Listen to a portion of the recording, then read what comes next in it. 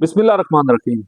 अस्सलाम वालेकुम। मैं हूं फैजान और आप देख रहे हैं मेरा यूट्यूब चैनल। आज बात करूंगा लियाकत अली चट्टा के इंतखाब में धांधली के इल्जाम पर और क्या कमिश्नर का इंतखाबात के इनेकाद पर कोई किरदार होता है। इस बारे में मैंने रावलपिंडी के डिवीजन के लोगों के साथ जो गलत काम किया है, इस पर मुझे पिंडी के कचहरी चौक में फांसी की सजा देनी चाहिए। हफ्ता की दोपहर रावलपिंडी के स्टेडियम रोड पर मौजूद क्रिकेट स्टेडियम में होने वाली एक आम सी प्रेस कॉन्फ्रेंस के दौरान शहर के कमिश्नर के मुंह से ये अल्फाज सुनकर वहां पर मौजूद सहाफियों में खलबली मच गई। ये प्रेस कॉन्फ्रेंस रावलपिंडी के कमिश्नर लियाकत अली चट्टा की जानब से शहर में पाकिस्तान सुपर लीग PSL के मैचों के इनेकाद की तफसील से मुतल्लक आगाह करने के लिए बुलाई गई थी, लेकिन फिर इस प्रेस कॉन्फ्रेंस ने वो रुख इख्तियार कर लिया जिसने पाकिस्तान में पहले से मौजूद गैर यकीनी सियासी सूरत हाल को मजीद गहरा कर दिया। मुल्क में 8 फरवरी को होने वाले आम इंतखाबात के बाद कोई भी जमात सादा अक्सरियत हासिल न कर पाई और कोई भी जमात अपने तौर पर वफाक में हुकूमत तशकील देने की पोजीशन में नहीं है, जबकि दूसरी जानब मुबैना इंतखाबी धांधली के खिलाफ पाकिस्तान भर के मुख्तलिफ शहरों में मुतअद्दिद सियासी जमातें एहतजाज में मसरूफ हैं। इलेक्शन कमीशन की जानब से जारी किए गए गैर सरकारी नताइज के मुताबिक मुस्लिम लीग नून कौमी असम्बली की 75 नशिस्तों पर कामयाब हो पाई, जबकि पाकिस्तान पीपल्स पार्टी की 54, MQM पाकिस्तान की 17 और दीगर जमातों के 25 उम्मीदवार कामयाब हुए।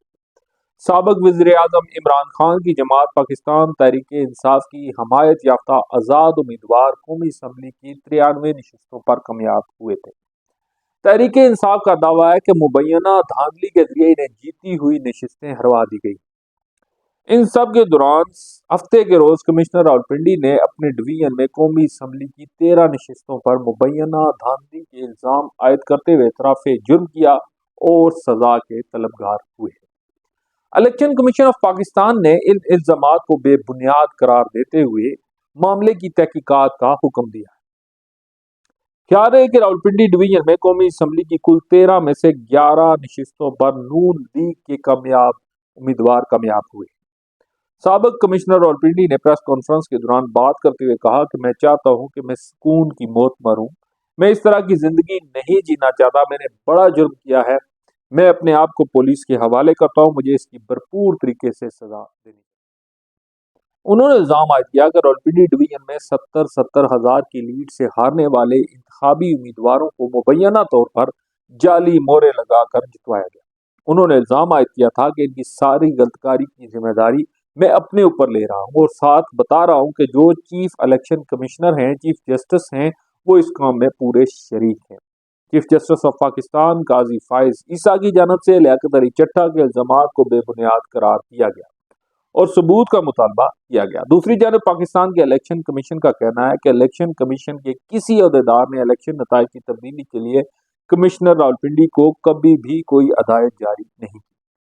इलेक्शन कमीशन के बयान में मजीद कहा गया कि किसी भी डिवीजन का कमिश्नर ना तो डिप्टी रिटर्निंग अफीसर या प्रिजाइडिंग अफसर होता है और ना ही इलेक्शन के कंडक्ट में इसका कोई बराह रास्त ताल्लुक होता है। बाद लियाकत अली चट्टा को रावलपिंडी डिवीजन के कमिश्नर के ओहदे से हटा दिया। लियाकत अली चट्टा के दावे को पाकिस्तान तहरीक इंसाफ ने अपनी धांधली के मौक़िफ़ की तायद बनाकर पेश किया और इनकी रहनुमा अली मोहम्मद खान ने chief election commissioner Sikandar Sultan Raja को इस्तीफा देने पर कहा है। दूसरी तरफ पाकिस्तान मुस्लिम लीग नून ने लियाकत अली चट्टा का नाम एग्जिट कंट्रोल लिस्ट में डालने का मुतालबा किया है और इनके खिलाफ तहकीकात करने की अपील की है। लाहौर में मीडिया से बात करते हुए पाकिस्तान मुस्लिम लीग नून की तर्जुमान मरियम औरंगजेब का कहना था कि इंतखाबात के इनेकाद कमिश्नर की नहीं बल्कि रिटर्निंग अफसरान और डिप्टी रिटर्निंग अफसरान की जिम्मेदारी होती है। इनका कहना था कि कमिश्नर ना तो रिटर्निंग अफसर होता है और ना ही डिप्टी रिटर्निंग अफसर होता है। इस तरह रावलपिंडी डिवीजन की चंद रिटर्निंग अफसर और डिस्ट्रिक्ट रिटर्निंग अफसरान की जानब से रात गए की गई प्रेस कॉन्फ्रेंस में कमिश्नर रावलपिंडी के इल्जामात की भी तरदीद कर दी गई है। इंतखाबात के इनेकाद में किसी डिवीजन के कमिश्नर का क्या किरदार होता है, इलेक्शन कमीशन और नून लीग की जानब से वजाहत और तहरीक इंसाफ की जानब से किए जाने वाले दावों के बाद सवाल ये किया जा रहा है कि क्या कमिश्नर का इंतखाबी अमल में कोई बराह रास्त ताल्लुक होता है। پاکستان کے روایتی میڈیا اور سوشل میڈیا پر ہفتے کی صبح سے ہی یہ بحث کی جا رہی ہے کہ انتخابی عمل میں کسی بھی ڈویژن کے کمشنر کا کیا کردار ہوتا ہے۔ وطن ترقیاتی تنظیم کے نیشنل کوارڈینیٹر اور انتخابی عمل پر نظر رکھنے والے آبزرور سرور باری کا کہنا ہے کہ یہ بات درست ہے کہ کمشنر کا انتخابی عمل یا الیکشن ڈیوٹی سے کوئی براہ راست تعلق نہیں ہوتا۔ انہوں نے بتایا کہ ڈپٹی کمشنر اور اسسٹنٹ ڈپٹی کمشنر انتخابات کے دوران بطور ریٹرننگ افسران اور ڈپٹی ریٹرننگ افسران کام کر رہے ہوتے ہیں۔ انہوں نے بتایا کہ ڈپٹی کمشنر اور اسسٹنٹ ڈپٹی کمشنر انتخابات کے دوران بطور ریٹرننگ افسران اور ڈپٹی ریٹرننگ افسران کام کر رہے ہوتے ہیں۔ تاہم سرور باری کا کہنا ہے کہ یہ معاملہ اتنا سیدھا نہیں، کیونکہ کسی بھی ڈویژن میں تعینات ڈپٹی کمشنر اور اسسٹنٹ کمشنر کمشنر کو ہی رپورٹ کر رہے ہوتے ہیں، کیونکہ وہ اس کا باس ہوتا ہے۔ سرور باری کا کہنا تھا کہ بات یہ ہے کہ ڈپٹی کمشنر اور اسسٹنٹ کمشنر کو یہ بات معلوم ہوتی ہے کہ الیکشن ڈیوٹی کے بعد انہیں دوبارہ اپنے باس کمشنر کے ساتھ ہی کام کرنا ہوتا ہے، لہٰذا وہ اس کے ماتحت ہوتے ہیں اور اس کی بات انہیں سننا پڑتی ہے۔ انہوں نے وضاحت کرتے ہوئے کہا کہ کسی بھی صوبے میں پہلے وزیر اعلیٰ ہوتا ہے، جس کے ماتحت صوبائی چیف سیکرٹری ہوتے ہیں، اور پھر اس کا رابطہ تمام ڈویژنز کے کمشنر سے ہوتا ہے، اور اس طرح کسی بھی صوبے سے کام کیا جاتا ہے۔ سن 2013 میں پنجاب کی نگران وزیر اعلیٰ اور سیاسی تجزیہ کار نجم سیٹھی اور اپنے پروگرام میں اس حوالے سے تفصیل بیان کرتے ہوئے باری صاحب کی بات اور موقف کی تصدیق کی ہے۔ انہوں نے بتایا کہ ہر ڈویژن کے اندر ایک انٹیلیجنس کمیٹی بنتی ہے جو انتخابات کی نگرانی یا مانیٹرنگ کرتی ہے، جسے ڈسٹرکٹ انٹیلیجنس کمیٹی کہا جاتا ہے۔ اس میں I S I, I B, special branch کے لوگ ہوتے ہیں اور ڈی پی او اور ڈپٹی کمشنر اس میں موجود ہوتے ہیں۔ اس کمیٹی میں کمشنر نہیں ہوتا، نہ ہی آر اوز یا ڈی آر اوز ہوتے ہیں۔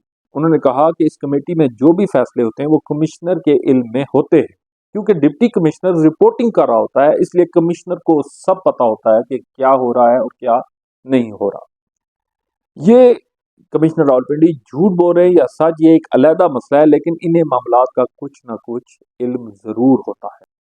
دوسری جانب سابق کمشنر راولپنڈی لیاقت علی چٹھا کی جگہ کمشنر راولپنڈی کا چارج سنبھالنے والے سیف انور جپا نے بھی جیلم اٹک اور چکوال کے ڈی آر اوز کے ہمراہ ہفتے کی رات گئے ایک پریس کانفرنس کی۔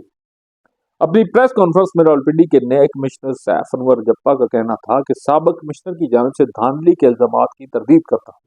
حالیہ انتخابات سے کمشنر کا کوارڈینیشن کے علاوہ کوئی تعلق نہیں تھا۔ اس پریس کانفرنس میں موجود ڈسٹرکٹ ریٹرننگ افسران نے کمشنر کے الزامات کی تردید کی اور دعویٰ کیا کہ الیکشن کا انعقاد صاف اور شفاف انداز میں ہوا ہے، اس ضمن میں ان پر کوئی دباؤ نہیں تھا۔ خیال رہے کہ سن 2013 کے عام انتخابات میں ایسا ہی ایک واقعہ پیش آیا تھا، جب سابق ایڈیشنل سیکرٹری الیکشن کمیشن افضل خان کی جانب سے انتخابات میں مبینہ دھاندلی کا الزام عائد کیا گیا تھا۔ ان کی جانب سے پنجاب الیکشن کمیشن کو اس وقت کے ایڈیشنل سیکرٹری ریاض کیانی، چیف جسٹس افتخار چودھری اور جسٹس تصدق حسن جیلانی پر بھی الزام عائد کیا گیا تھا۔ ان الزامات کے جواب میں ریاض کیانی نے افضل خان پر 2 کروڑ روپے ہتک عزت کا کیس کیا تھا۔ تاہم افضل خان نے سن 2016 میں اپنے الزامات واپس لیتے ہوئے ایڈیشنل سیکرٹری سے معافی مانگ لی تھی۔ اب بات کرتے ہیں لیاقت علی چٹھا کون ہے۔ بطور کمشنر راولپنڈی تعیناتی سے قبل وہ ڈیرہ غازی خان میں بحیثیت کمشنر تعینات تھے۔ راولپنڈی میں ان کا تبادلہ ڈیرہ غازی خان سے ہوا ہے۔ ڈیرہ غازی خان میں وہ 2 مرتبہ کمشنر رہ چکے ہیں۔ ماضی میں وہ گجرات اور فیصل آباد کے ڈپٹی کمشنر بھی تعینات رہ چکے ہیں۔ ان کو کریئر کو جاننے والے ایک حاضر سروس افسر کے مطابق چٹھا اپنی سروس کے دوران صوبہ پنجاب میں بہت اہم عہدوں پر فائز رہ چکے ہیں۔ وہ Punjab housing town planning agency کے director, general housing urban development and public health engineering department south Punjab اور لاہور کے سیکرٹری کے علاوہ پبلک پروسیکیوشن ڈپارٹمنٹ میں بھی تعینات رہ چکے ہیں۔ لیاقت علی چٹھا کا تعلق حافظ آباد کے ایک زمیندار گھرانے سے ہے۔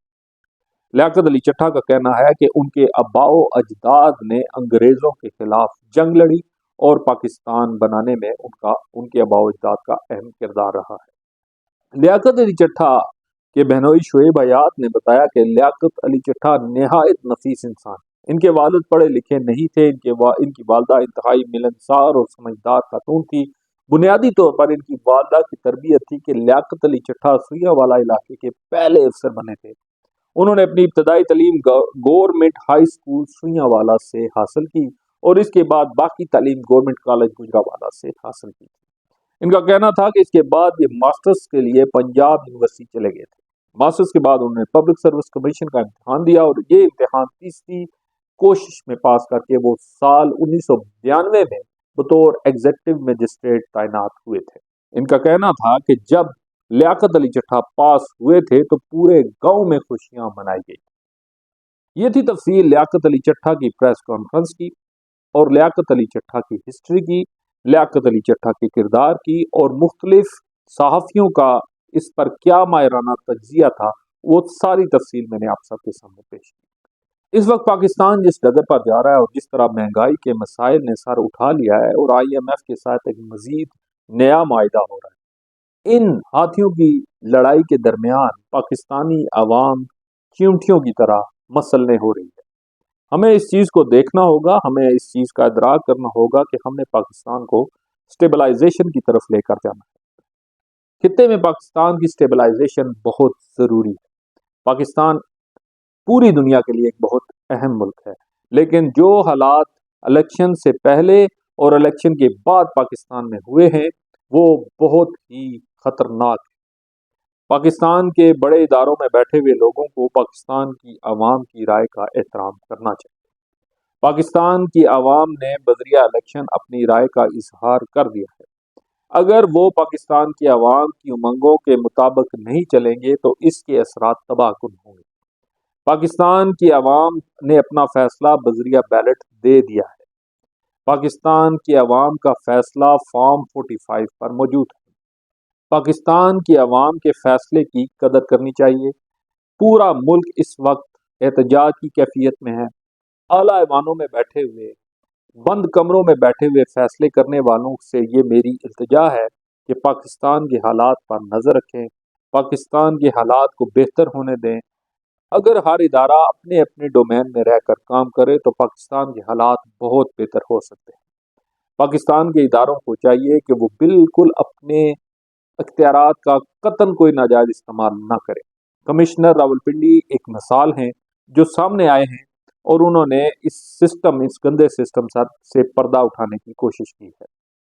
अब आया इसके अंदर क्या स्टोरी है, ये आने वाला वक्त और तारीख बताएगी। कमिश्नर रावलपिंडी के इस इंकशाफ के बाद आला अदलिया को चाहिए कि वो इस मामले का आज खुद नोटिस लें। क्योंकि उन्होंने चीफ जस्टिस पर डायरेक्टली इल्जाम लगाया तो एक लार्जर बेंच तश्कील दिया जाए जिसमें चीफ जस्टिस ऑफ पाकिस्तान खुद शामिल ना हो, क्योंकि वो इसमें एक पार्टी है।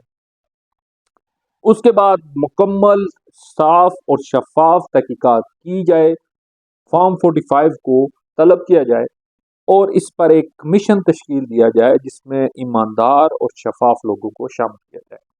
फॉर्म 45 के मुताबिक जो उम्मीदवार इस 2024 के इलेक्शन में कामयाब हुए हैं उन्हें उनकी सीटों को वापस किया जाए और एक स्टेबल गवर्नमेंट को बनाने की राह हमवार की जाए।